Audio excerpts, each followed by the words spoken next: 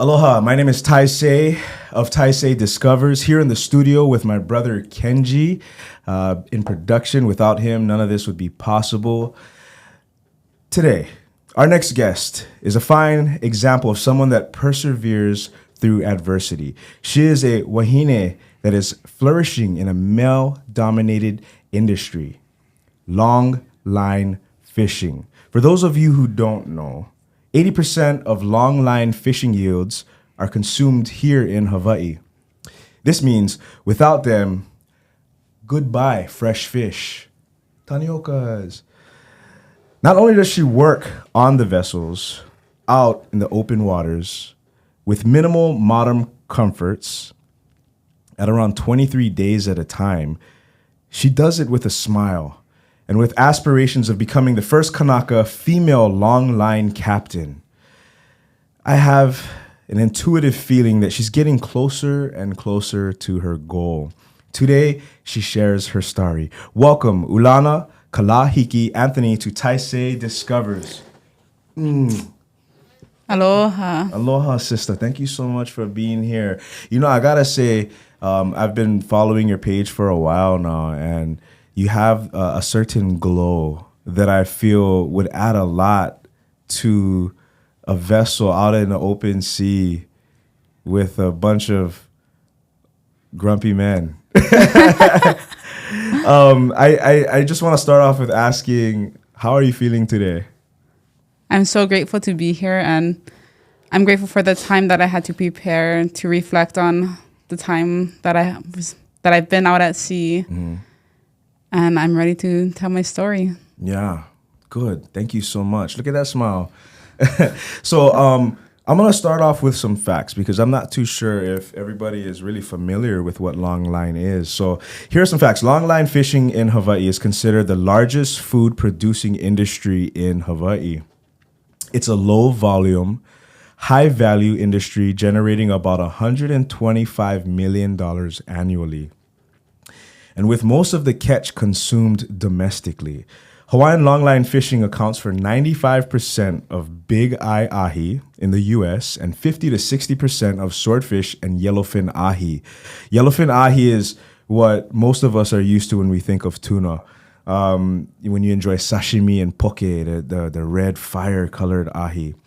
What other facts can you share with us, and what exactly is longline fishing? So longline fishing is basically one long line.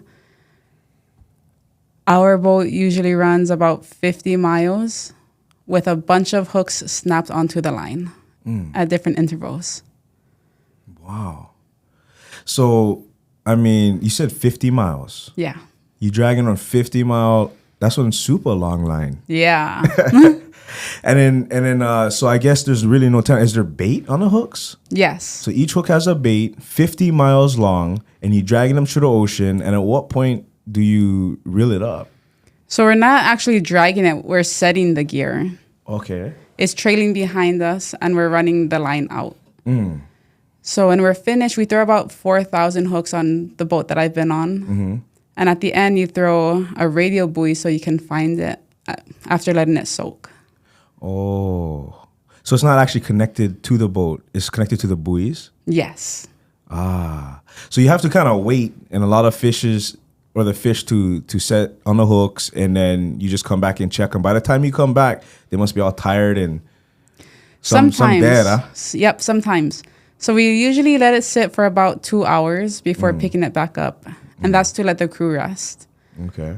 But like you said, there are some that come up really tired or dead, and those are usually caught perhaps when you're setting the gear. They're biting when you're setting.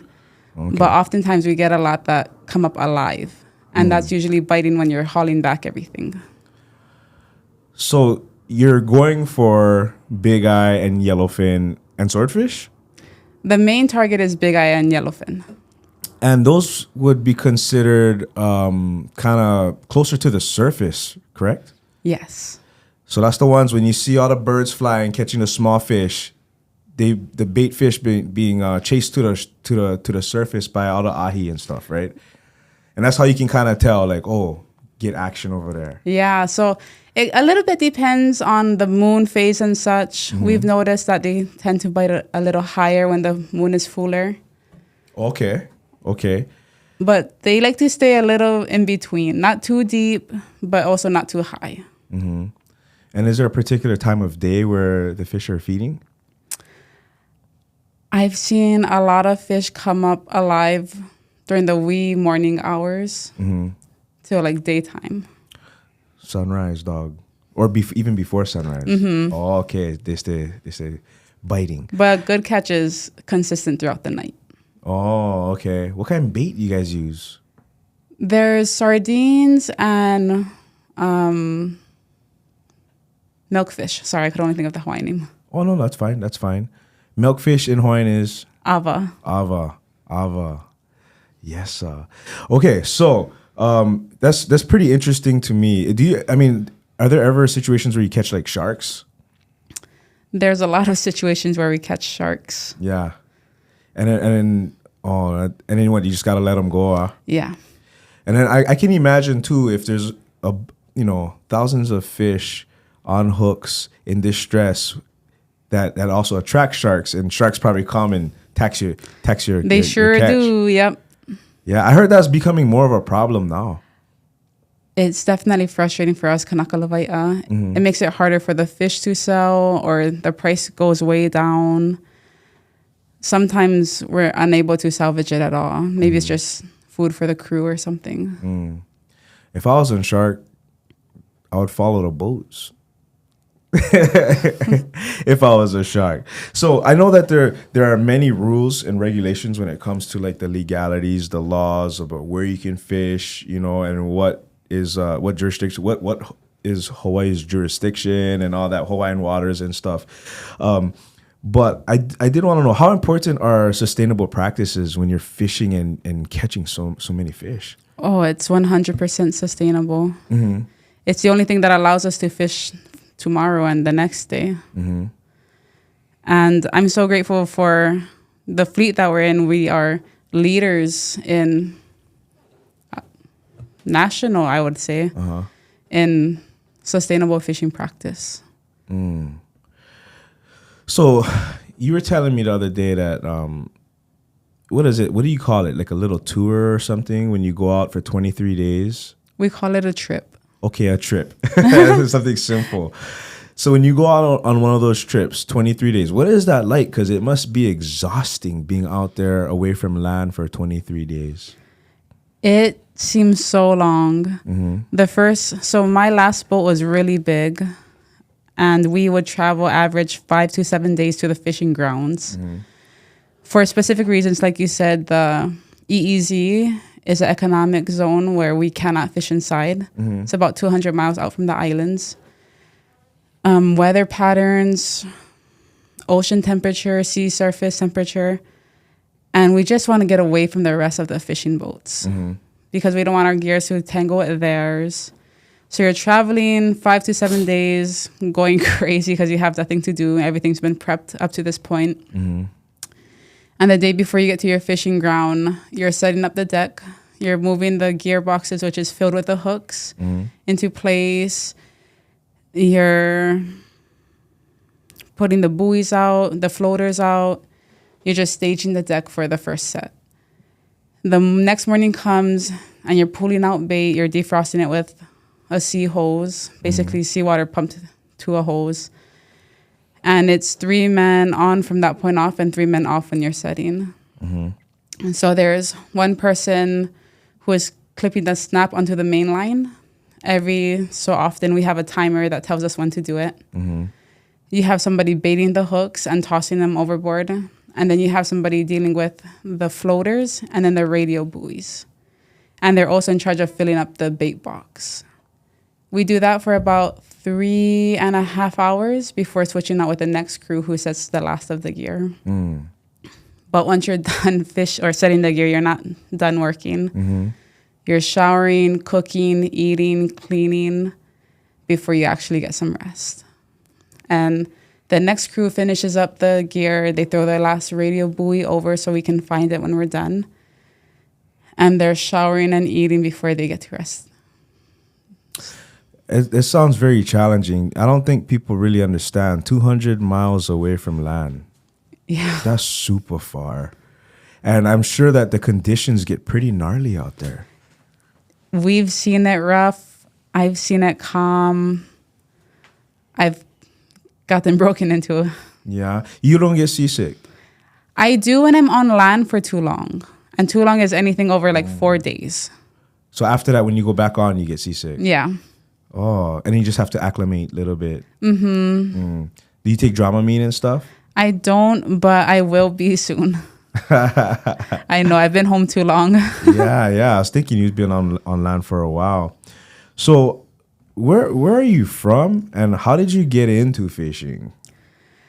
I'm born and raised in Kaneohe. I am a product of the Hawaiian immersion education system from kindergarten through 12th grade. And I would have to owe it to that school to get me into fishing. Every Wednesdays in our 7th and 8th grade class, we went to Pai o Heia Fish Pond. Oh, I know that one. Yeah. Beautiful pond. Huge pond. Big.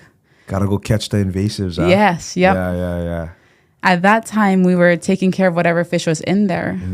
So ava or milkfish was one of them. They were huge in the fish pen. We like clean the fish pen, feed the fish, get the water salinity. And the invasive seaweeds would pick, harvest, eat. How deep is it in there? Deepest maybe chest high. Oh, really? From what I remember. I know it's different now because they've finished the fish pond. It's beautiful. You can walk all the way around. Yeah, There's so it's much crazy. fishing spots, yeah. Wow. Okay. So Kaneohe, you got into fishing kind of, based off of the immersion school and, the fact that on Wednesdays you folks went fishing, you found a passion for it. And then in your adult life, now you're out on the open waters catching huge fish. Yeah. And actually feeding the population of Hawaii. Yeah? Yep. Because without you, how much fresh ahi would we get? Not just you, but all the longline fishermen. How much fresh ahi would we get? We could only get what the trollers can catch without the longliners. The trollers. And the trollers really just, they just get a couple lines out, right? From my understanding, yeah. So the importance of long line, I guess we heard it here first. So I want to ask you, how important is it for Hawaiians to be involved in longline fishing? I think it's critical for us Kanaka to get involved in the fishing for a few reasons. I feel as a Kanaka that it's our Kuleana to Malamar resources. The land, the ocean, the food that feeds us. We have such close ties to the ocean or to the Aina, everything. Yeah, and the ocean, yeah. Yeah. And so I feel like it is our Kuleana to Awamo to take upon us, to lead by example, and to share the Kuleana with others who are willing. Yeah. And then also, I guess, in a male-dominated industry, and are there a lot of Hawaiian males that do this? There's a few Hawaiian longline fishermen males with actual koko. But I feel a perhaps just different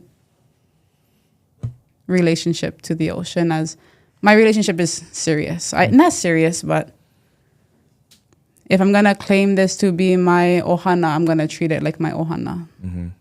And I don't know if everybody shares that ike or that same mana'o. Yeah, understood. Because if you think about fishermen in the world, right, there's the what is that? The hardest, the toughest, what is it? The hardest catch or something? The deadliest catch? Oh, the deadliest catch. Yeah. That's a different type of, fishing and those guys going for deep sea crabs and stuff like that. And the waters are super treacherous. I could imagine other fishermen from other parts of the world saying, bro, let's go live in Hawaii, come down here, and they get all kind of experience elsewhere. And then jumping on one of the vessels and going on a trip, and making a living that way as well. So I can imagine how important it is for somebody with koko or a kanaka that is from here and of Hawaii to be on those boats and to share those experiences with the kanaka and their ohana here on land. Correct? Yes. Yeah. It's super special to me to think of that. What was one of your most scariest experiences out at sea? There's a couple that come to mind. I have a scary experience for my crew. Mm-hmm. We were hauling in a fairly large swordfish, and when they're too big for the crew to pull up by the gaffs, we use a boom to boom it up by their bill. Mm-hmm. And this swordfish was angry. He was thrashing around his head, even with us with the gaffs in the head. And we were all rocking with the boat, rocking with the swordfish. And one of the crew had to get a small chain around the bill so we can hook it to the boom to lift it up. And we lost the chain to the ocean. I thought my crew was going to get knocked out by the fish. I just remember screaming his name. And yeah, the fish was mad. It wasn't tiring out. Captain was getting a little impatient, wanting the fish either on the boat or to cut it loose already because we had so much more gear to pick up, which meant hours. But my crew being fishermen, they figured it out. We ended up tying a line around the tail and lifting it up by the tail. We got it on board, and yeah, it was... How big was the swordfish? Over 300 pounds. So this bugger would kill you with one pop? Oh, yeah. Wow, I think I seen one video on your page of, it looked like, I don't know if it was that one, but the bugger was moving his head back and forth, and I was just like, cuz if you get caught with that, your insides will be on the deck. Yes. You can chum the water. Yeah, for real. Okay, so that was a scary moment. Any other close encounters or? There's been moments when I've been nervous of falling out of the fish door. Just too much rocking or a strong fish. I remember we were pulling bait out for the next set, and it was really rough. And I went to go put the bait down on the deck, and I ended up sliding close to the fish door. That one got my heart a little pumping. Yeah, because that must happen. Yeah. Guys falling out of the fish door. Not on our boat, but I've seen I've seen videos. Horror stories. And I would imagine you fall in the water with a bunch of angry fish that are about to be pulled on board. It's a precarious situation. Yeah, for sure. What about weather conditions like swells and stuff? We see... That's funny. It's actually where we catch some of the better fish is in the mixed up weather. Oh, really? So cloudy, crazy seas, we tend to do better. Yeah. I always, about me, I get nightmares of being on a vessel in the middle of the ocean. And I've seen, when you watch too much social media and then they get the boats that's going down the huge. Have you ever encountered that? Or is your captain proficient in avoiding those types of storms? He is very proficient in avoiding the storms. And I think that's come with his own experience because I know he's been caught in hurricanes and stuff before. I can only imagine. Has there ever been a moment where you were out there and you wanted to quit? They come more often than you think. You're out there for so long, surrounded by men. There's a language barrier. There's so many things fighting against you. The weather, the conditions, literally the fish. And sometimes as a wahine, it can be a little too much in the moment. But you never let them see you cry. So I walked to the back of the boat and end up crying.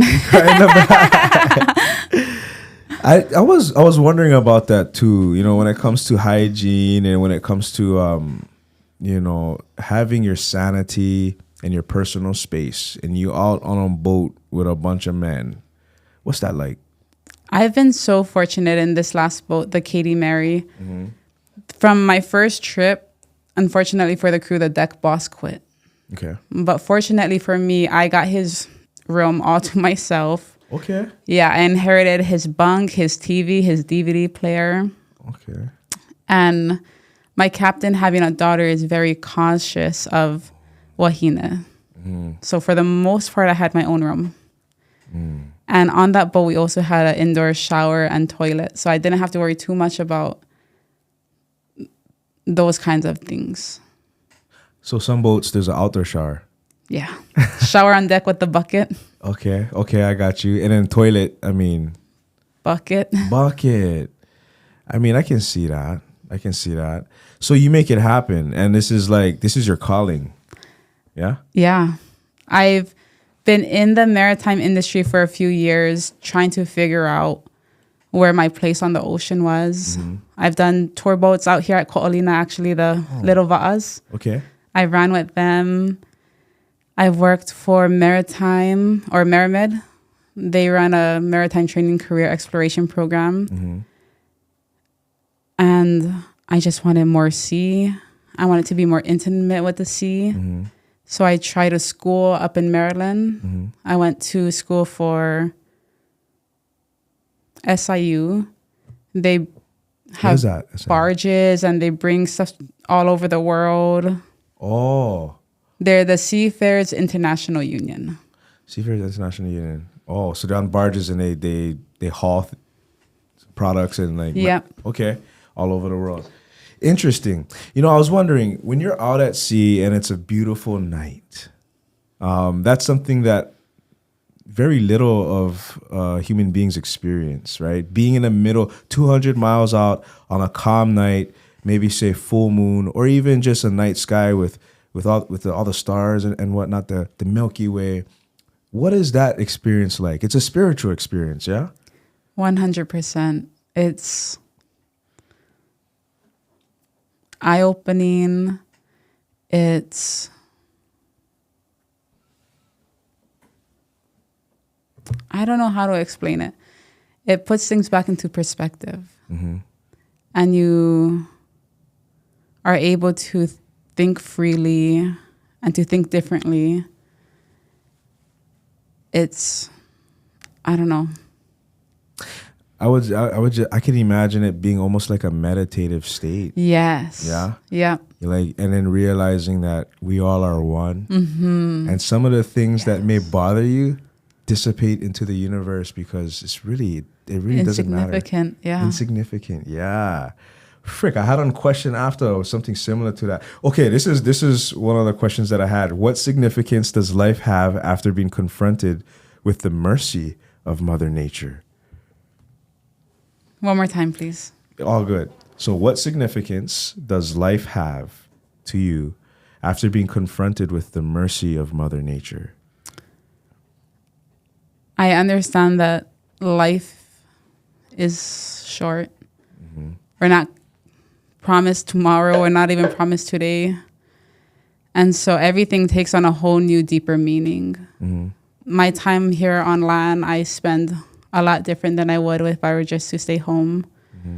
I appreciate things more. I'm aware of fleeting moments before they fleet away. That's pretty deep. You can sense it coming, huh? Because you're more present. Yes. Yeah? Wow. So what's one of the craziest things that us landwalkers would find fascinating about leading a life on the open ocean?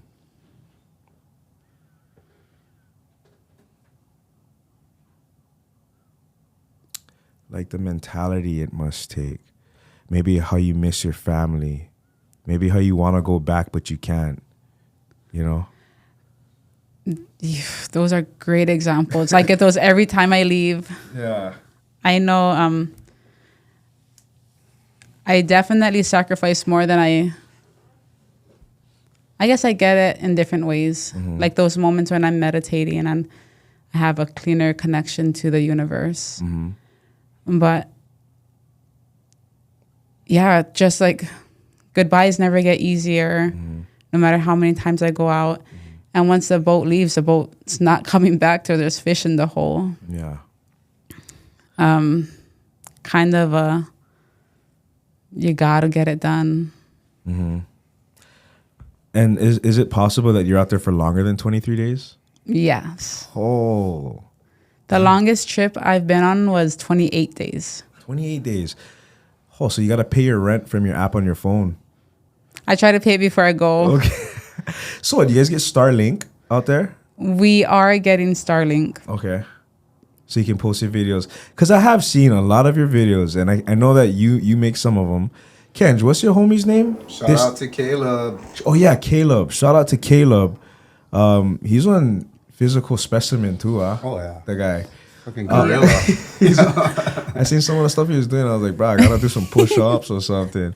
But I've seen some of his footage, and he's a great videographer as well. And I know you guys are working together. I also see that you grab your iPhone and or GoPro and you take footage as well. Do you edit some of your own stuff? So Caleb and I we work together on the project. Mm-hmm. He has set me up with everything from the action heroes Mm-hmm. and the clamps and the memory cards to the microphones. Mm-hmm. And he kind of just lets me take free range, but he'll give me direction. Okay. And sometimes I'm able to work on my own personal projects using the clips that I've got. Mm-hmm. But Caleb and I are working on getting the story out. Well, I can't wait for that because the story so far has been fascinating, and the fact that you have a smile while you talk about what you do is a testament to how you feel about longline fishing and your position in it. So, if you were named captain tomorrow, what would your crew look like, and how would they feel about you in your position? It's funny you bring that up. I got a call last Friday from the owners saying that they wanted me to take a boat out as a captain. Shut the fuck up. What timing is that? Is this the first time? This is going to be my first time as captain. So when is this happening? I went down yesterday to check the boat. My brothers and my captain said, go down, check it out, take the initiative. Mm-hmm. So I went to check it out, but I'm meeting with the owners tomorrow. Wow. Congratulations. Thank you. You see how the timing works out, though? I didn't know that. It's wild. So what next? You got to build your own crew? No, the crew is already there. They want to go fishing. They've been at the dock for a month now getting stuff worked on the boat. Okay, so that's interesting. So it's a crew that already worked on this vessel. Mm-hmm. And then they're bringing you in as a first-time captain, Wahine. Yes. Do you know them? We're going to get to know each other. Wow. So tell me this. I want to know more in depth what qualifies you for this position. I have been working the deck for 1.5 years now. Mm-hmm. I was number 6 of the 6-man crew. Mm-hmm. So baiting the hooks, gaffing the fish, helping to clean the fish. During all that, I've also been able to learn and ask questions from my captain to pick his brain a little bit. Because in my opinion, he's one of the best captains in the fleet. Mm-hmm. But I guess the only thing that qualifies me for this position is me and my work. And your experience. Yes. And your perseverance. Yeah, for sure. And your spirit. I got to say that. So how big is this crew on this vessel? How big is the vessel? How big is the crew? So this vessel is a lot smaller than what I'm used to. Mm-hmm. It's 48 feet. Mm-hmm. It can carry roughly, or max would be 17,000 pounds of fish. The crew is 5-man crew. So no toilet, no shower. All buckets. Yep. Sleeping in the wheelhouse. So what does this mean for you? This opportunity? This is my opportunity to shine, to go for it, to show what I've learned. And I know a lot of people have put their necks out there for me, putting their names on the line. Caleb included. He's the one who was able to help pull me in. Really? He's my career mentor, my mentor in videography. And so now's my chance to mahalo them for all their hard work. Wow, and make them proud. Yeah. And then also leave a legacy. Yes. You know, and yes. I'm sure like we talk about spirituality a lot, but your ancestors standing behind you, you know, kind of giving you the spiritual support that you need to be strong and stand, you know, on your own and lead a crew. That the responsibility that comes with that is you're in charge or responsible for all their lives. Yeah. And their livelihoods. Yes. Right? You know, catch fish. Fuck. This is your shot. This really is. Cuz I'm going to be praying for you, sis. Mahalo. I need it. So, I mean, I'm going to give Kenji one opportunity for asking a question because I know he probably has some. But, you know, I did want to ask you, after becoming a Longline Captain, which is happening sooner than I expected, what would be your next goal after that? Or is it too early to ask you that question? Never too early. The dream has always been bigger than myself, which is why even though I want to quit multiple times, I haven't quit. The dream is to inspire the next generation of Wahine to join the fleet. Yeah. I remember being told that it'll never happen, but here we go. The dream is to inspire the next generation of captains, period, hopefully from the islands, to take over the captains who are getting older and retiring. Because I truly believe that we're going to be the ones to sustain our waters. Yeah. To not overfish the fish. Only somebody of Hawaii would accept the Kuleana of being pono when it comes to the responsibility of a longline captain. When nobody else is really watching, except, you know, the Coast Guard here and there, DLNR. But I can imagine, if you're not from here, why would you? I mean, it's not everybody. Yeah. But there's a different type of feeling that people that are born here have. And it's the response to the Kuleana, right? Yes. And you have that. And to inspire others, the little boys and girls from here, to eventually one day take over for you. Yeah. That's what you're talking about, right? Yep. Even before, you know, the ones who join my ranks too. And yeah, we need the right people in the right places if we're going to win. I can imagine a boat under your leadership is serious but fun. I hope so. I feel like I definitely bring that aspect to the boat. I know this past boat, I don't know, I hear music and I just start dancing. Yeah. And the boys got bit by the bug. They were dancing too. Oh, nah. Because what else you going to do when you're out there, right? You sit down and be serious. Yeah. You got to have fun. And I think it's really about the people. And then it starts with the leadership and trickles down, right? Yes. Awesome. Kenji. I get your questions. First of all, I feel like as someone in the industry, you gotta lay it out for us who are not in the industry. So tell me about the players. For example, I know there's Hawaii Seafood Council, Honolulu Fish Auction, there's NOAA, there's all these bigger organizations, right? Yes. That even the Longline Fleet is a part of. So tell me who the players are and what their connection is to each other real quick. Awesome. So we'll start with Fresh Island Fish. They are the company that I work for.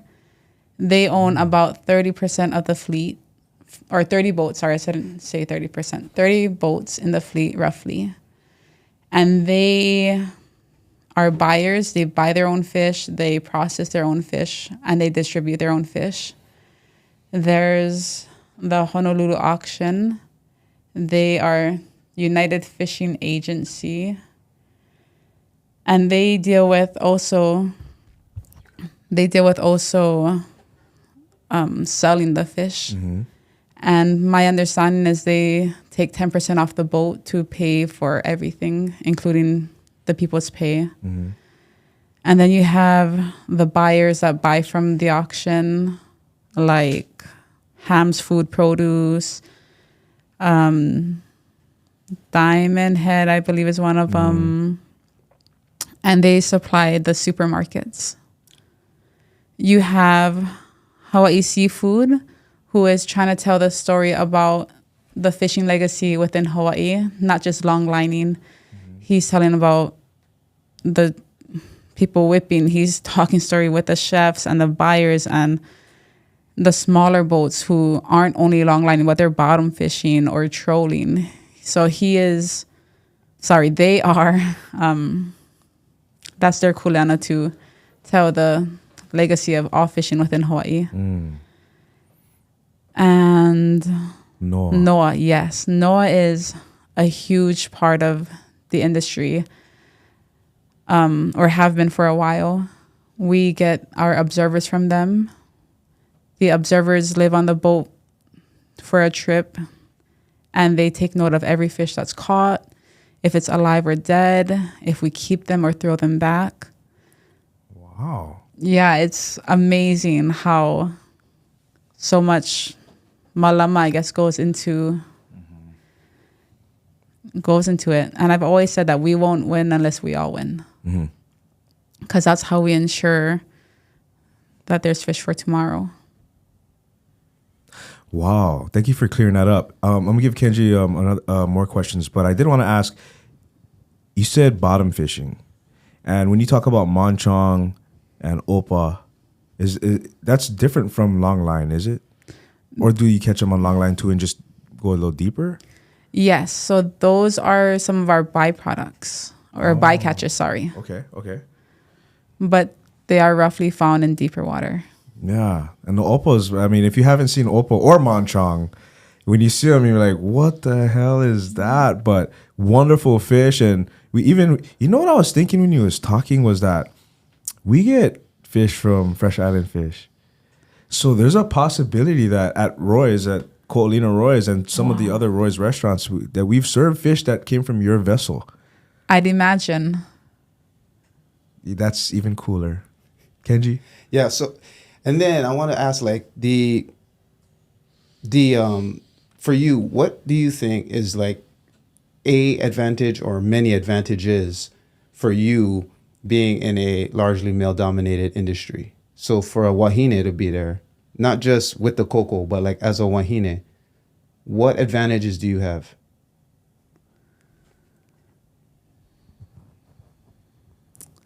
I think being the first Wahine and the only Wahine is a huge advantage because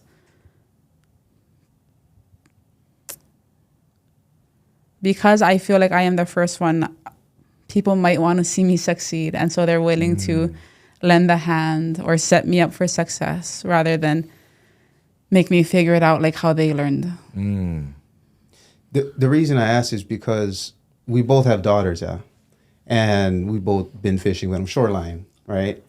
And actually, Bahia Harbor one time was like the first time I took them because harbor fishing easy, yeah. Yep, you know, always get I mean? fish right by the fish pond on the other side. But for the girls listening, that's really what I wanted you to address. For the girls listening, the future grown Wahines out there, what do you hope to sort of impart on them? What do you want them to think when they see, tomorrow or next day you can be captain and so forth, but when they're your age, what's something you want them to remember about you? I think the beautiful thing about me being in my position is I'm not that different than anyone else in certain ways. If I can do it, then I hope that they can see it in themselves that they can also do it. No matter how hard, no matter what the odds are, with the right team and the right mentality, anything can be done. I like that humble outlook. Yeah, because you know what? I mean, we shout out also to your brother Kapili, who's also a fisherman. He does trapping, which is a very different style than longline. But you guys are both kanakas who are in the fishing industry. And I've heard from both of you the sentiment about the longevity piece, the sustainability piece, and how there's maybe more Kuleana on your shoulders than others, right? So can you kind of address the importance that you see as a Kanaka, as someone from here? Yes. Like why do you and your brother do what you guys do?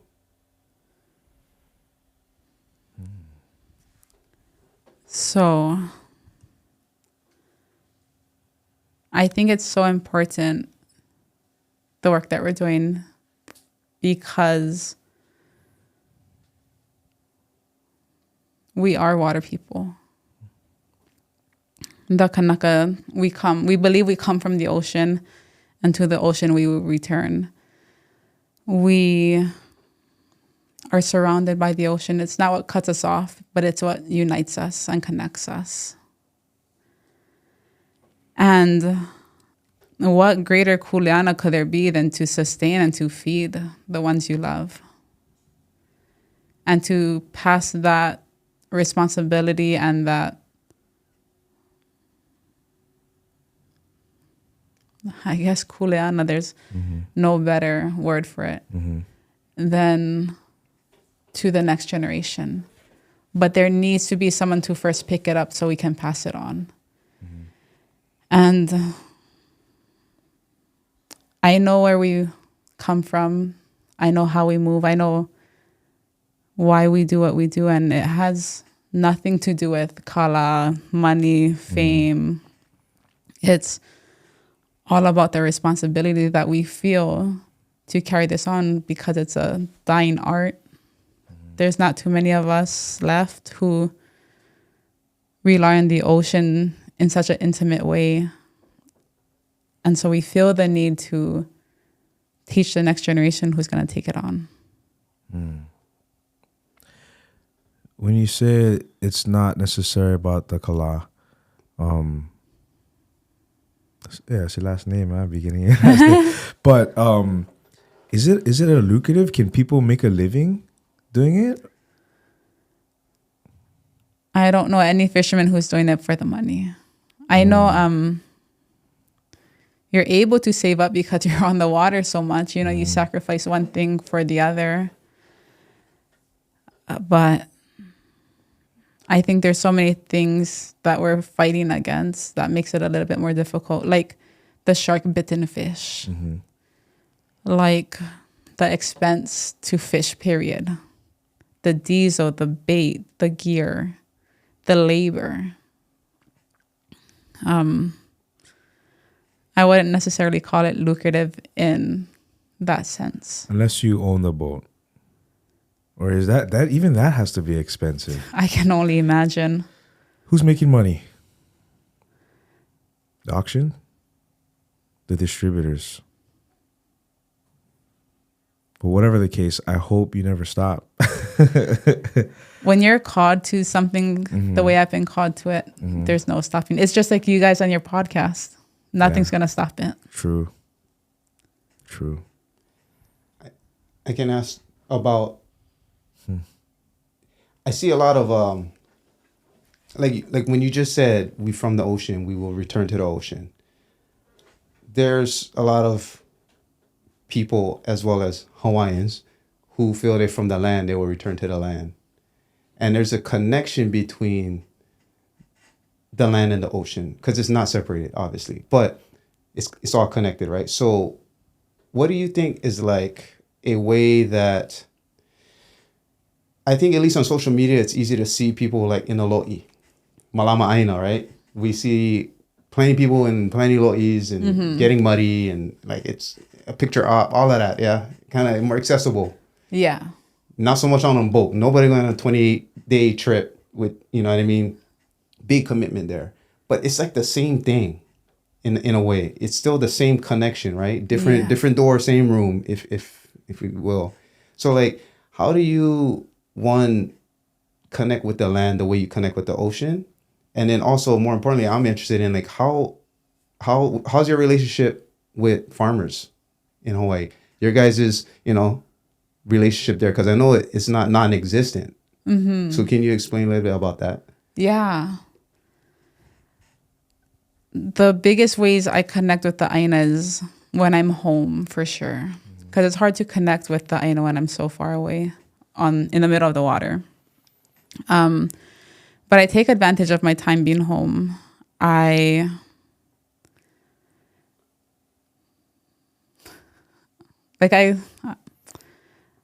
make sure I'm out in nature, connecting with the higher beings, with ancestors who've gone before. I'm walking barefoot, making those relations. And a lot of the times it's the land close to the ocean.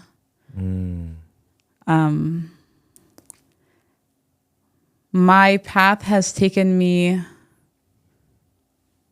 a different direction, because prior to fishing, we were working on the land. I was working with our Hanai Uncle Mark, Paikuli Stride. And I spent weekends when I was in intermediate and high school. I slept at his farm every weekend. We went to church. We worked the Aina, and that's where I did a lot of my healing. And we still have that pilina, me and my uncle. But my path has taken me closer to the ocean. You know, I do have something I want to present you with for being a part of this BrotherLee project. It's a piece from, I don't know, you know who Brother Brooke Parker is? He is the modern day Herb Kane. Okay. A lot of people have said he has also graced our podcast a couple of times, and you know, I asked him for some artwork so that I could pass it on to those that it felt right. And today, before I left the house, I was like, oh, let me try to take a look at a couple of things, and one of them stood out. So here, I want to bless you with this. Okay, this is a print, na wahine ko o kekupuohi. Okay, so this is an artist's rendering of some of the ancient wahine. I don't know each and every single one of them, but for some reason, I felt that you should have this, because I think when it comes to being a strong wahine, you embody that.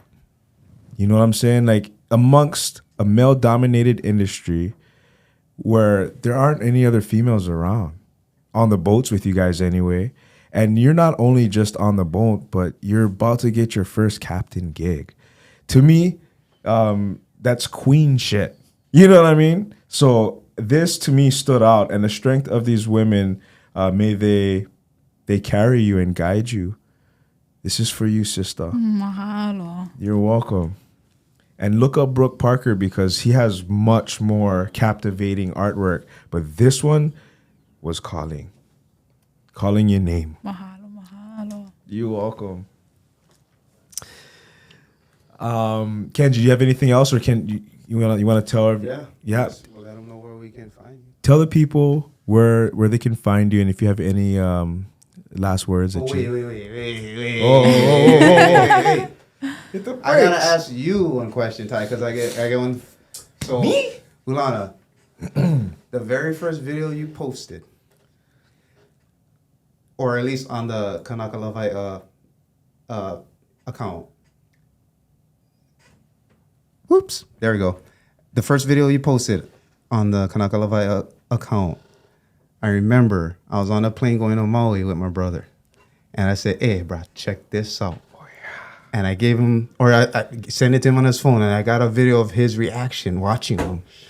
This guy tearing, okay, on the plane. This is like on first, like 6 a.m., you know, first flight Oahu to OGG or something now. And my brother was crying. I don't know if you know that. I don't even know if this is a question, but I have that clip. And to me, I was like, there's something powerful in what you're doing. And it just manifested itself at that particular time with this particular brother right here, because it's everybody, like when I first watched it, I was like, yes, it's so easy to root for you. It's so easy to get behind you and want to see you win. And that was, I don't know, a year or two, maybe that was like 2 years ago, bro. I think that was the first time I went to Maui. That might have been the first time we was even doing a Taisei Discoveries. That was the first time we was doing like, ooh, let's do something. That's what, like, we got on a plane. We went to Maui Wine. Yes, Maui Wine, bro. And on the way there, I was like, bro, you got to watch this. Boom. I was in the plane crying. Tears. Bro, Before we took off. Yep. And you know what? Yep. At that it was that moment where I thought, I want to tell stories like this. I want to tell stories like this because people need to see it. And this feeling that I'm getting, right, this emotion that it's awakening in me, that's what I feel people need in order to connect to the source and to dissolve barriers and to open minds to the possibilities, right? Yeah. That's what you did. You and I don't know if it was Caleb too, but that's what that piece did. And I remember crying in the plane, and I showed Kenji, and I was just like, "Brah, this is it right here." And then for you to be here now, I feel like, you know, I innately manifested with Kenji to have you here at this point. And I was thinking, what was the catalyst for me asking you? But it had to have been that time. Bruh, that's what it was. Because you was moved. And you know what, bruh? That's shout out, to everybody involved. Caleb, Ulana, Ty, Kenji, whoever, Kapili. Because even me and Kapili was in here how many times years ago. Yeah. But there's no one specific origin. I just feel like we all on that trip together, which is life, which is short, which is precious, which is very much so in your face when you're on the ocean. So that was so powerful. I have to just bring that up. That was. Can you kind of tell us a little bit, if you remember, like, I know it was your voiceover narration and there's a lot of B-rolls, but like, what was your part in that, or at least explain the vision of that one piece? That was actually from my first trip. It was a low moment from my first trip. Oh, so I've been really trying to think about why I want to be a Longline Captain, relief captain. And I think a big part of it is as a kanaka, I feel like it's my Kuleana to hold space in our waters. I'm not talking about lawaia. I'm talking about kanaka lawaia who leave. How come we don't acknowledge them or praise them or glorify them like we do with the Ba'a community? Kanaka lawaia are feeding our people. Kanaka lawaia are holding space in our waters. I want to hold space in our waters. So until there's more of us brave enough, eager enough to awamo this kuleana, I'll do it. I'll hold it then.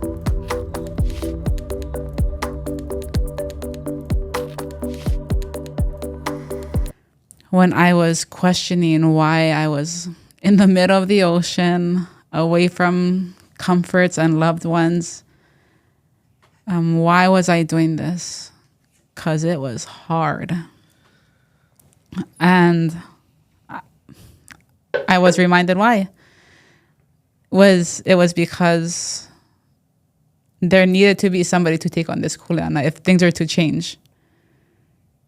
And I was more than willing to take on the kuleana of being this kanaka lawaia who's gonna fish in a pono way, who's going to take care of the resources that we have, who's going to change the game for others to join me and for the next generation, who's going to get back the fishing rights for the Hawaiians. Because if not me, then who? And that's where that came from. Damn. Thank you. Mahalo. Where can the people find you? I am on all social media platforms, Instagram, Facebook, TikTok, and YouTube underneath Kanaka Lawaia. Look at her. Can you please create more content? I will do my best. On my last boat, I was limited to no Wi-Fi, but now that I'm captain, you should be seeing more. Yeah. Or maybe less because you're going to have more responsibility. Or maybe less. Well, whatever it is, we look forward to seeing more of you and being there for your journey. We'll be supporting you from far. And thank you so much for blessing us with your story today. Yes, mahalo. Yeah. Thank you so much for watching this interview. If anything in this video made you feel something, Please share this video with someone you think would feel the same way. This channel is a product of two brothers born and raised in Hawaii, using our skills, our story, and our growing network to unleash our creativity. For us, being creative isn't optional. It's a duty. We've got some incredible interviews and creative projects coming up, so be sure to subscribe so you don't miss what's coming next. Thank you so much for your support. It means the world to us. Hope to see you in the next one.